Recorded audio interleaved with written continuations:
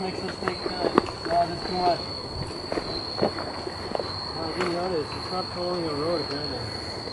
For how long? Looks pretty good on my map. Does it? Yeah. Maybe it's just because of the red line. I can't see the road. Alright, here we go. This is commentary, how to do a 100k ride. How to do a 100k ride with crews. We left, I think we met the guys at, maybe it was 4 in the morning. You see I got my light on. And we just cruised and we just come out of the 7-Eleven, got some more water and some more sugars. And so what I recommend when you have lights on your bike, don't have them flashing if there's riders behind you. This is an Audax rule. From the Audax is like the French ultra fucking randonneurs riders. Basically in France there's like a cult of riders who ride really long distances, 300, 200, 1200 kilometers. And the rule is, if you're at night time, you don't have your light flashing on the back. You just have it solid state. If you're riding by yourself, by all means have it flashing. But if you're in a bunch, out of respect for the riders behind you, you want to have your light on solid. It's just safer as well because you can concentrate better. You don't have a flashing light in your eyes. And so we're not too sure where we're going. We're having a look around. We've got Armin there. Jacob's behind the camera. We've got Erwin. We've got Mike as well. So Armin, he has some incredible fitness and some really good form as well. All these guys are fit. All of us are fit. But Armin, he has had a spectacular trip as well. He did a sub 30 up the Dois to Tep, the beast. It's like Chris Froome's Swiss cousin. And it's Jacob behind the camera, another young lad from Estonia, very, very, very fit lad. Just incredible how fit he is for such a young age. Incredible. He's got like legs like a seasoned Tour de France rider. It's pretty amazing. And so we're just cruising along. The secrets for the 100k rides is just cruise. You can sort of see the posture here of Armin. The locks are flowing in the wind. It's pretty cruisy. You know, enjoying the sights, bit of camera shakiness, but we're just cruising. You know, there's no racing. We're keeping it sort of under 200 watts, spinning the legs out. That's nothing full on. You know, you can get out the saddle as well. You can see Erwin here. He's getting out the saddle, just sort of relieve the saddle tension, minimise friction and pressure. So you click it up in a harder gear. You're not pushing harder watts. You just sort of put it in a harder gear and sort of dance out the saddle for maybe 10, 20 seconds, and it just alleviates that groin area of the crotch, takes the pressure off the friction. That's the big tip, is get out the saddle frequently. I get out the saddle every few minutes. And just be aware if you've got riders behind you and you get out the saddle, your back wheel may kick back. So you just sort of get out the saddle slowly versus sprinting out the saddle, just sort of rise slowly out the saddle. And there's a few climbs here, so we're just cruising on the climbs, you know, keeping under 200 watts generally, just putt along. If you do have a power meter, it makes a big difference. Just keep it under 150 watts. If you're a female or male and you want to do epic shit, just keep it under 150 watts. You know, and if you're a bit fitter, maybe 200 watts, 250. But you'll soon work out what watts you can do for what distance. But if you're just starting out your first 100k ride, keep it under 150 watts, and you'll surprise yourself with how far you can go. We're going up a climb here. And sort of gapping us. He's just frisky. He's feeling frisky on the bike, and he's like a diesel. Just stays in the front all day. And we can get the draft. It's pretty good. We're heading out. This is the start of the ride. We didn't know what's coming up. We didn't know all the mud that you saw at the start of the video was coming. We just thought this is going to be a nice little road loop. Erwin planned the ride. He's like, yeah guys, we'll just show you a nice 200k loop. Some hills in there, get some good views, get some good footage, and it'll all be sweet. Now my light's flashing. I wasn't aware of that. That's bad on my part. But at daytime it's not too bad. At night time though, you definitely want to have the solid state for the riders behind you. Beautiful conditions, humid, warm, maybe 28 Celsius. Look at those mountain peaks. Beautiful. Good spotting by Jacob there on the Sony. Jacob actually lost his camera this ride. We did find it, but we spent it, me and Armin went up, we spent about an hour looking for it up the mountain, but it did bounce out of his top tube bag, but we found it, and it's all good. This is a Sony. Gets alright footage. It's not too bad. I do love the smartphones though. Like the smartphones are just, the iPhone 6, the Galaxies, they're just such good quality for what they are. You know, they're just in your pocket, pop them out. The dogs, always slow down when you see the dogs. And if you've got riders behind you, just say dogs, and just sort of slow down because the dogs aren't that predictable and they may run in front of your front wheel and crash you. And you don't want to break your collarbone and you don't want to hit a little doggy. So we're checking the maps again, not too sure which way to go. Just checking I'm using the Garmin 1000, not sponsored, and we'll just we'll give the green light, guys. This way.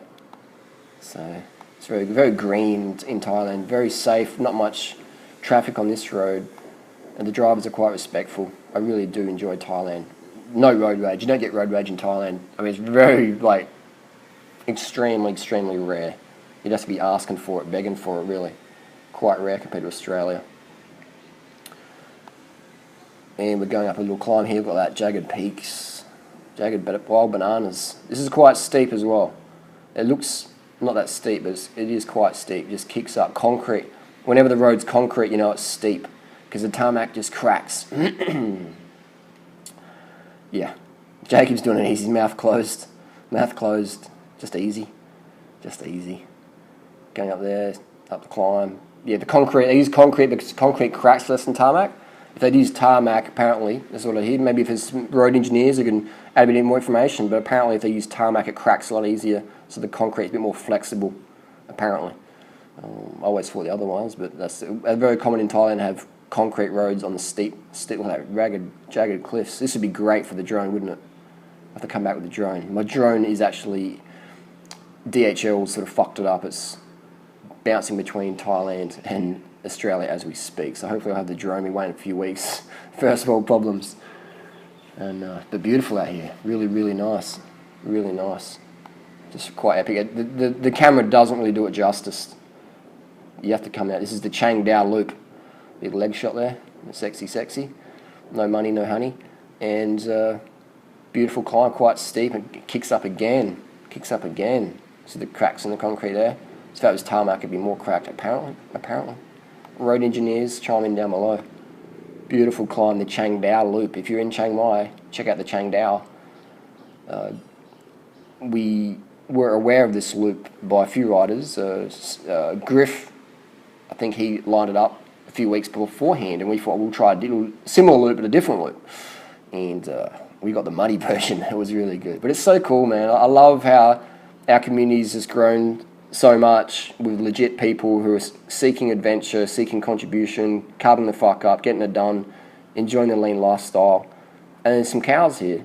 The cows didn't know that all they had to do was just pull over to the side, we'd ride past them. The cows were sort of panicking a bit, as cows can do. So the cows made an assumption that we wanted to eat them, but we didn't. So we're trying not to spook them too much, but they're running. They're getting some exercise, I guess. And eventually they'll pull over and get it. But they just didn't get it. So what we thought we'll do, we'll just pull over and let them go.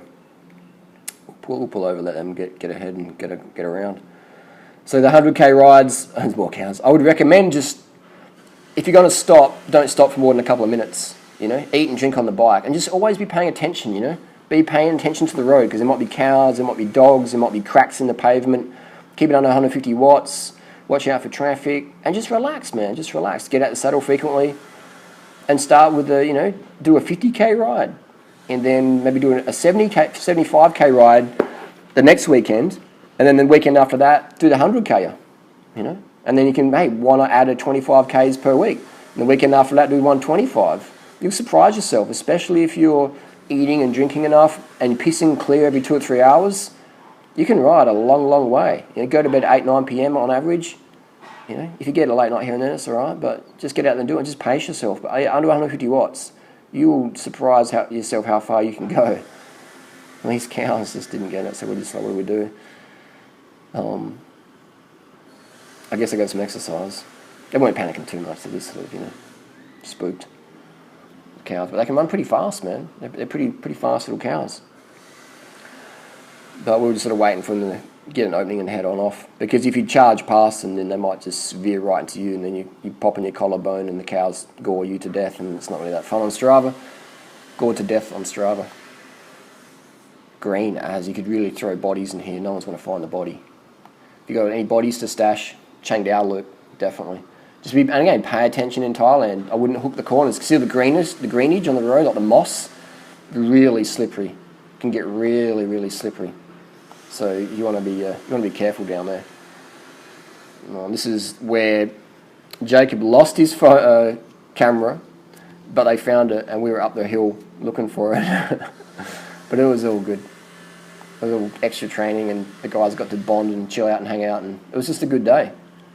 We're sitting there, some jackfruit on the tree, having some Sprite and Fanta, getting some water. I'm doing some social media stuff, as I always seem to be doing with these smartphones. It's pretty good. Beautiful ride. And this is right before it got really muddy. We're like, yeah, this is good. We're just doing it easy. We've done 100 Ks by like 9 o'clock.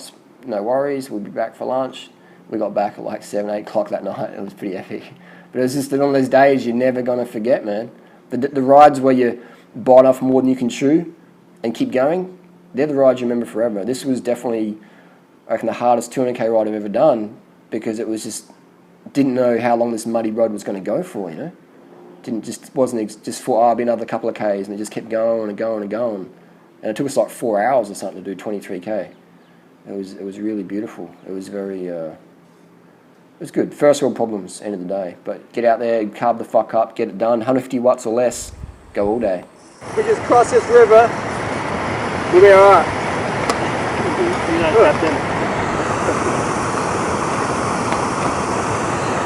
How big is that river? This is awesome. Really flying in the light, right?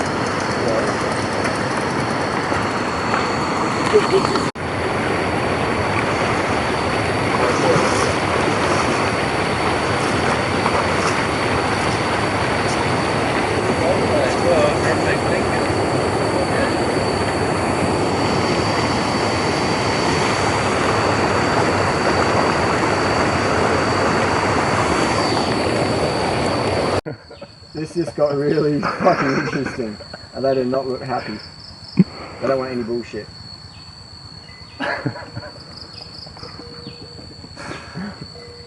What do we do now? Like, there's a little path around. which? Oh yeah. We'll go at the left. Yeah. So we're gonna get charged. We'll just stay together.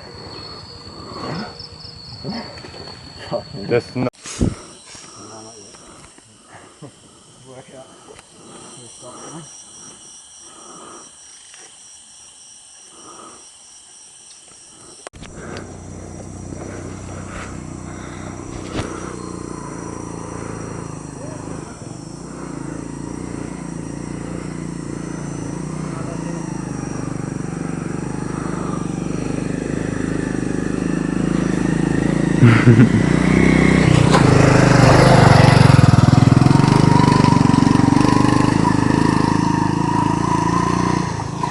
What's that sound? That's just his little defence call saying he doesn't like what I'm doing. But I'm going to remove some of the little lice. Lice? Yeah, some lights.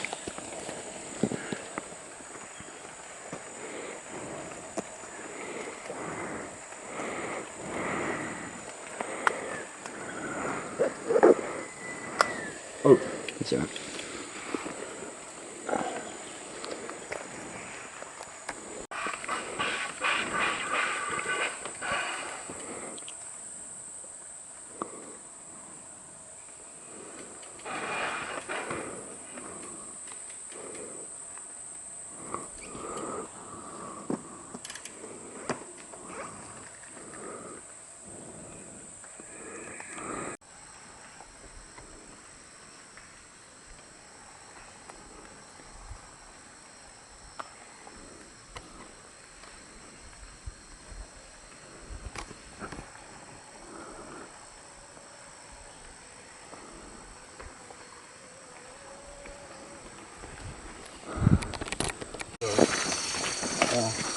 Let's go back and do it. Is it safe or what? Sorry? Is Cameroon safe? Yeah. Yeah. Safer than Nigeria. Yeah.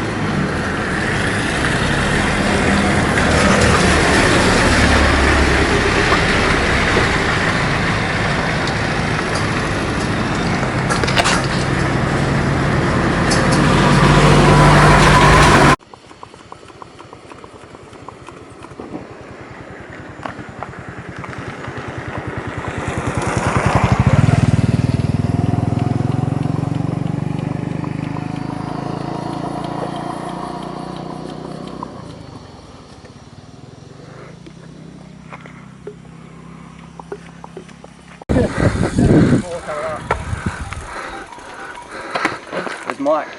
I'm like trying to keep up. There's a whole bunch of them down the hill. Okay, we got our answers. No, elephant shit. Cow shit. Yeah. Gearing. Yeah. Oh, Robin. The vegan. I realized in the morning that I forgot to pick up my bike shorts and laundry yesterday. It's the worst excuse I've ever heard. Yeah. She was like, taking this way too seriously. She was like, my mother passed and gave me a lot of money and said to use it for good things. And I was like, just give it to fucking shelter.